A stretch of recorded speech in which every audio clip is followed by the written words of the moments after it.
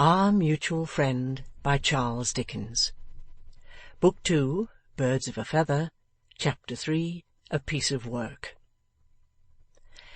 Britannia, sitting meditating one fine day, perhaps in the attitude in which she is presented on the copper coinage, discovers all of a sudden that she wants Veneering in Parliament. It occurs to her that Veneering is a representative man, which cannot in these times be doubted, and that Her Majesty's faithful Commons are incomplete without him.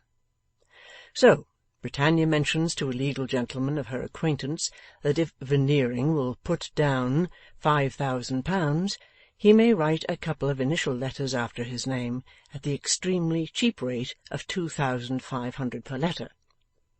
It is clearly understood between Britannia and the legal gentleman that nobody is to take up the £5,000, but that being put down, they will disappear by magical conjuration and enchantment. The legal gentleman in Britannia's confidence going straight from that lady to Veneering, thus commissioned, Veneering declares himself highly flattered, but requires breathing time to ascertain whether his friends will rally round him. Above all things, he says, it behoves him to be clear, at a crisis of this importance, whether his friends will rally round him.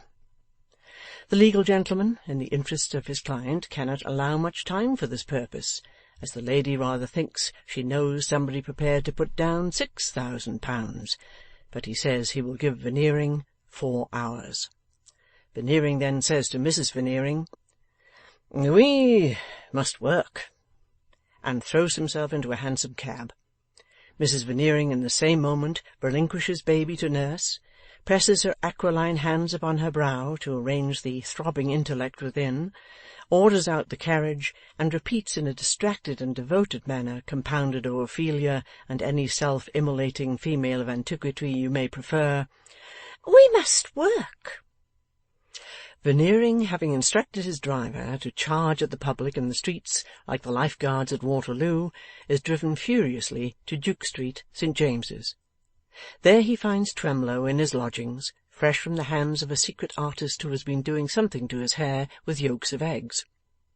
The process requiring that Twemlow shall, for 2 hours after the application, allow his hair to stick upright and dry gradually, he is in an appropriate state for the receipt of startling intelligence, looking equally like the monument on Fish Street Hill and King Priam on a certain incendiary occasion not wholly unknown as a neat point from the classics. "My dear Twemlow," says Veneering, grasping both his hands, "as the dearest and oldest of my friends—" Then there can be no more doubt about it in future, thinks Twemlow, and I am. "Are you of opinion that your cousin Lord Snigsworth would give his name as a member of my committee? I don't go so far as to ask for his lordship, I only ask for his name. Do you think he would give me his name?" In sudden low spirits, Twemlow replies, "I don't think he would." "My political opinions," says Veneering, not previously aware of having any, "are identical with those of Lord Snigsworth, and perhaps as a matter of public feeling and public principle, Lord Snigsworth would give me his name." "It might be so," says Twemlow, "but—" and perplexedly scratching his head, forgetful of the yolks of eggs, is the more discomforted by being reminded how sticky he is. "Between such old and intimate friends as ourselves," pursues Veneering, "there should in such a case be no reserve. Promise me that if I ask you to do anything for me which you don't like to do or feel the slightest difficulty in doing, you will freely tell me so." This Twemlow is so kind as to promise, with every appearance of most heartily intending to keep his word. "Would you have any objection to write down to Snigsworthy Park and ask this favour of Lord Snigsworth? Of course, if it were granted, I should know that I owed it solely to you, while at the same time you would put it to Lord Snigsworth entirely upon public grounds. Would you have any objection?" Says Twemlow, with his hand to his forehead, "You have exacted a promise from me." "I have, my dear Twemlow." "And you expect me to keep it honourably." I do, my dear Twemlow. On the whole, then, observe me, urges Twemlow with great nicety, as if, in the case of its having been off the whole, he would have done it directly. On the whole, I must beg you to excuse me from addressing any communication to Lord Snigsworth.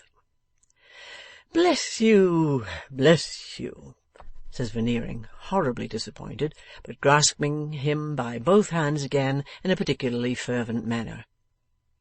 It is not to be wondered at that poor Twemlow should decline to inflict a letter on his noble cousin, who has gout in the temper, inasmuch as his noble cousin, who allows him a small annuity on which he lives, takes out of him, as the phrase goes, in extreme severity, putting him, when he visits at Snigsworthy Park, under a kind of martial law, ordaining that he shall hang his hat on a particular peg, sit on a particular chair, talk on particular subjects to particular people, and perform particular exercises, such as sounding the praises of the family varnish, not to say pictures, and abstaining from the choicest of the family wines, unless expressly invited to partake.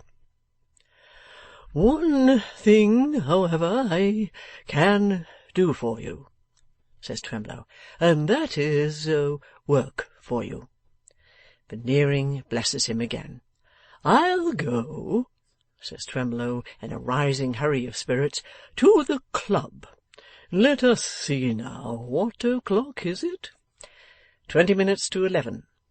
I'll be, says Twemlow, at the club by 10 minutes to 12, and I'll never leave it all day.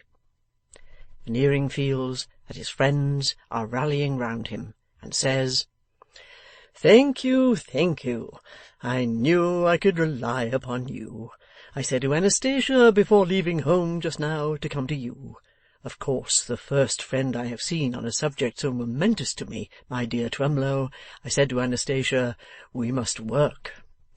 You were right, replies Twemlow. Tell me, is she working? She is, says Veneering. Good, cries Twemlow, polite little gentleman that he is. A woman's tact is invaluable. To have the dear sex with us is to have everything with us. But you have not imparted to me, remarks Veneering, what you think of my entering the House of Commons. I think, rejoins Twemlow feelingly, that it is the best club in London. Veneering again blesses him, plunges downstairs, rushes into his hansom, and directs the driver to be up and at the British public and to charge into the city.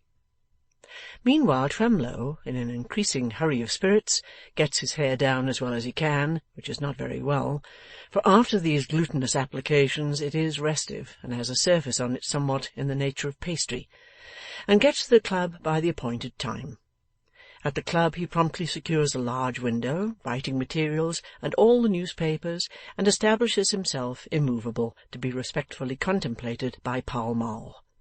Sometimes when a man enters who nods to him, Twemlow says, Do you know Veneering? Man says, No. Member of the club? Twemlow says, Yes, coming in for pocket breeches.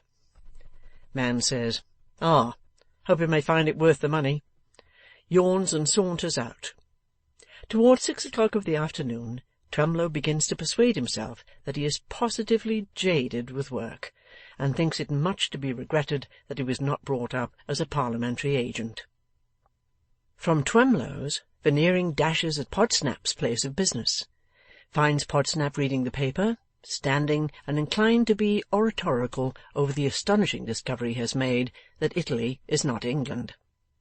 Respectfully entreats Podsnap's pardon for stopping the flow of his words of wisdom, and informs him what is in the wind. Tells Podsnap that their political opinions are identical. Gives Podsnap to understand that he, Veneering, formed his political opinions while sitting at the feet of him, Podsnap. Seeks earnestly to know whether Podsnap will rally round him. Says Podsnap, something sternly, Now, first of all, Veneering, do you ask my advice?' Veneering falters that, as so old and so dear a friend. Yes, that's all very well,' says Podsnap, 'but have you made up your mind to take this borough of Pocket Breaches on its own terms, or do you ask my opinion whether you shall take it or leave it alone?' Veneering repeats that his heart's desire and his soul's thirst are that Podsnap shall rally round him. 'Now, I'll be plain with you, Veneering,' says Podsnap, knitting his brows. 'You will infer that I don't care about Parliament from the fact of my not being there.' Why, of course Veneering knows that. Of course Veneering knows that if Podsnap chose to go there, he would be there, in a space of time that might be stated by the light and thoughtless as a jiffy. 'It is not worth my while,' pursues Podsnap, becoming handsomely mollified, 'and it is the reverse of important to my position. But it is not my wish to set myself up as law for another man, differently situated. You think it is worth your while, and is important to your position. Is that so?' Always with the proviso that Podsnap will rally round him. Veneering thinks it is so. 'Then you don't ask my advice,' says Podsnap. 'Good, then I won't give it to you. But you do ask my help. Good, then I'll work for you.' Veneering instantly blesses him, and apprises him that Twemlow is already working. Podsnap does not quite approve that anybody should be already working, regarding it rather in the light of a liberty, but tolerates Twemlow, and says he is a well-connected old female who will do no harm. 'I have nothing very particular to do to-day,' adds Podsnap, 'and I'll mix with some influential people. I had engaged myself to dinner, but I'll send Mrs Podsnap and get off going myself. And I'll dine with you at 8. It's important we should report progress and compare notes. Now, let me see. You ought to have a couple of active, energetic fellows of gentlemanly manners to go about.' Veneering, after cogitation, thinks of Boots and Brewer. 'Whom I have met at your house,' says Podsnap. 'Yes, they'll do very well. Let them each have a cab and go about.' Veneering immediately mentions what a blessing he feels it to possess a friend capable of such grand administrative suggestions, and really is elated at this going about of Boots and Brewer, as an idea wearing an electioneering aspect and looking desperately like business. Leaving Podsnap at a hand gallop, he descends upon Boots and Brewer, who enthusiastically rally round him by at once bolting off in cabs, taking opposite directions. Then Veneering repairs to the legal gentleman in Britannia's confidence, and with him transacts some delicate affairs of business, and issues an address to the independent electors of Pocket Breaches, announcing that he is coming among them for their suffrages, as the mariner returns to the home of his early childhood. A phrase which is none the worse for his never having been near the place in his life, and not even now distinctly knowing where it is. Mrs Veneering, during the same eventful hours, is not idle. No sooner does the carriage turn out, all complete, than she turns into it, all complete, and gives the word to Lady Tippinses. That charmer dwells over a staymaker's in the Belgravian borders, with a life-size model in the window on the ground floor of a distinguished beauty in a blue petticoat, stay-lace in hand, looking over her shoulder at the town in innocent surprise. As well she may, to find herself dressing under the circumstances. Lady Tippins at home? Lady Tippins at home, with the room darkened, and her back, like the lady's at the ground-floor window, though for a different reason, cunningly turned towards the light. Lady Tippins is so surprised by seeing her dear Mrs Veneering so early, in the middle of the night, the pretty creature calls it, that her eyelids almost go up under the influence of that emotion. To whom Mrs Veneering incoherently communicates how that Veneering has been offered Pocket Breaches, how that it is the time for rallying round, how that Veneering has said, "We must work," how that she is here as a wife and mother to entreat Lady Tippins to work, how that the carriage is at Lady Tippins' disposal for purposes of work, how that she, proprietress of said brand-new elegant equipage, will return home on foot, on bleeding feet if need be, to work, not specifying how, until she drops by the side of baby's crib. "My love," says Lady Tippins, "compose yourself. We'll bring him in." And Lady Tippins really does work, and work the Veneering horses too, for she clatters about town all day, calling upon everybody she knows, and showing her entertaining powers and green fan to immense advantage by rattling on with, "My dear soul, what do you think? What do you suppose me to be? You'll never guess. I'm pretending to be an electioneering agent. And for what place of all places? Pocket breeches. And why? Because the dearest friend I have in the world has bought it. And who is the dearest friend I have in the world? A man of the name of Veneering, not omitting his wife, who's the other dearest friend I have in the world. And I positively declare I forgot their baby, who was the other. And we are carrying on this little farce to keep up appearances, and isn't it refreshing? Then, my precious child, the fun of it is that nobody knows who these Veneerings are, and that they know nobody, and that they have a house out of the tales of the genie, and give dinners out of the Arabian Nights. Curious to see 'em, my dear. Say, you know 'em. Come and dine with 'em. They shan't bore you. Say who shall meet you. We'll make up a party of our own, and I'll engage that they shall not interfere with you for one single moment. You really ought to see their gold and silver camels. I call their dinner table the caravan. Do come and dine with my Veneerings, my own Veneerings, my exclusive property, the dearest friends I have in the world, and above all, my dear, be sure you promise me your vote, and interest, and all sorts of plumpers for pocket breeches, for we couldn't think of spending sixpence on it, my love, and can only consent to be brought in by the spontaneous thingamies of the incorruptible what-do-you-call-ems. Now, the point of view seized by the bewitching Tippins, that this same work and rallying round is to keep up appearances, may have something in it, but not all the truth.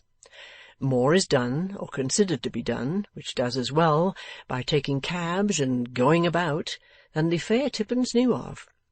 Many vast vague reputations have been made, solely by taking cabs and going about. This particularly obtains in all parliamentary affairs. Whether the business in hand be to get a man in, or get a man out, or get a man over, or promote a railway, or jockey a railway, or what else, nothing is understood to be so effectual as scouring nowhere in a violent hurry, in short, as taking cabs and going about.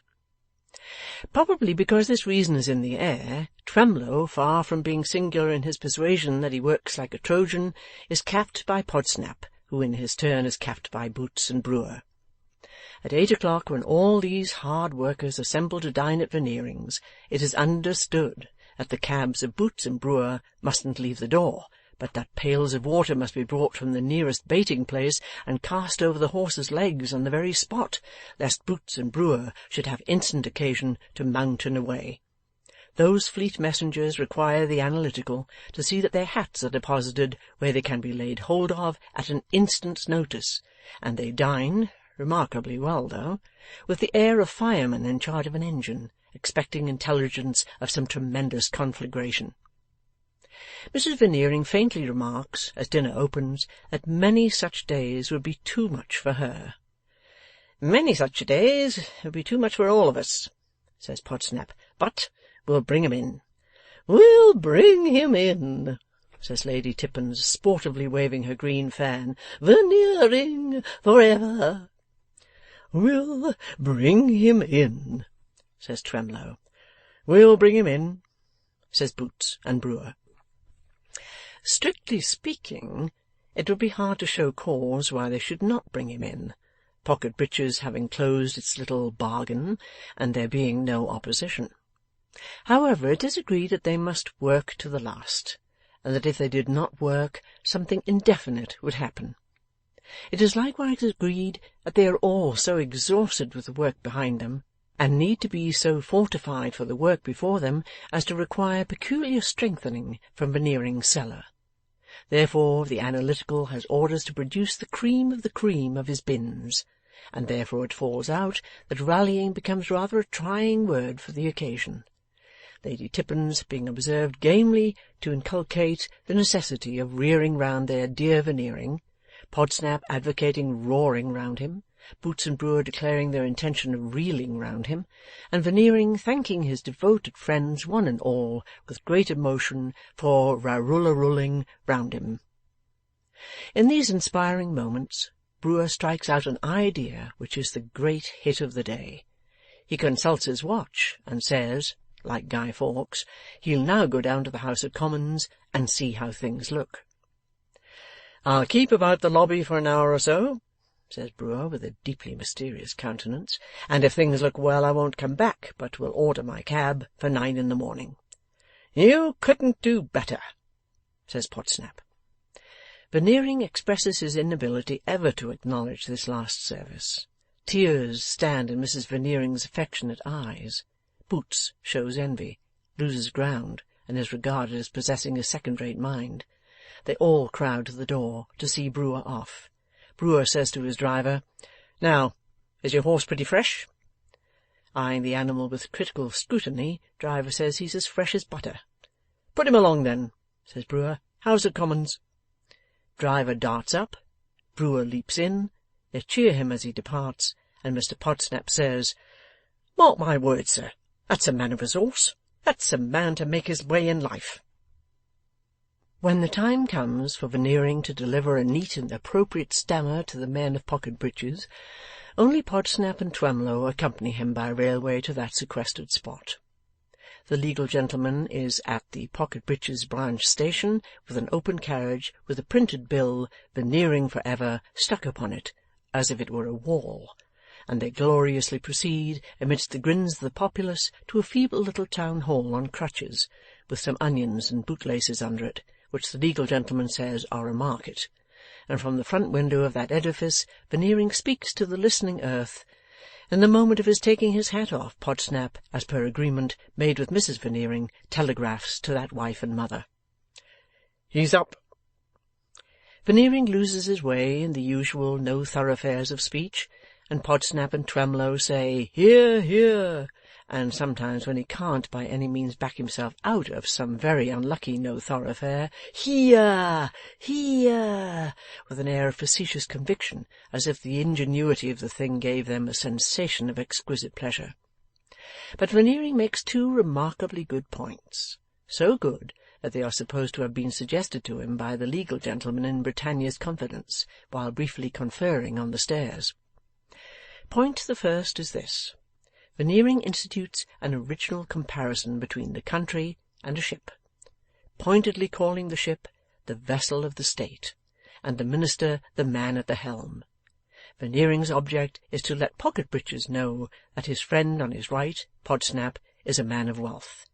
Consequently, says he, "And, gentlemen, when the timbers of the vessel of the state are unsound and the man at the helm is unskilful, would those great marine insurers, who rank among our world-famed merchant princes, would they insure her, gentlemen?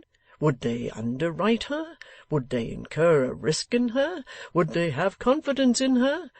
Why, gentlemen, if I appealed to my honourable friend upon my right, himself among the greatest and most respected of that great and much respected class, he would answer no."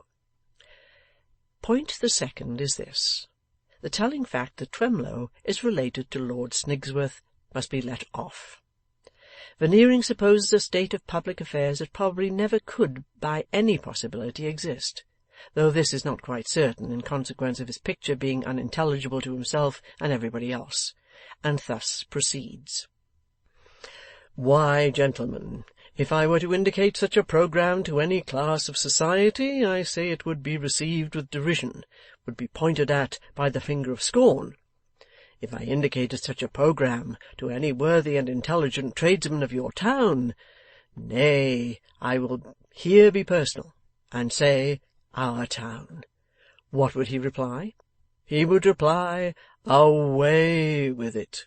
That's what he would reply, gentlemen. In his honest indignation he would reply, 'Away with it.' But suppose I mounted higher in the social scale.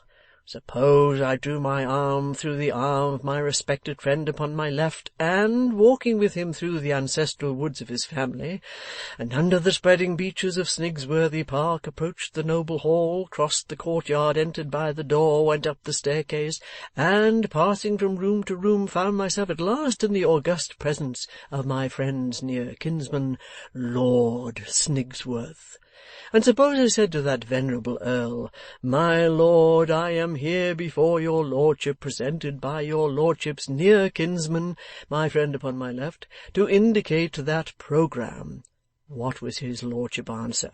Why, he would answer, Away with it. That's what he would answer, gentlemen.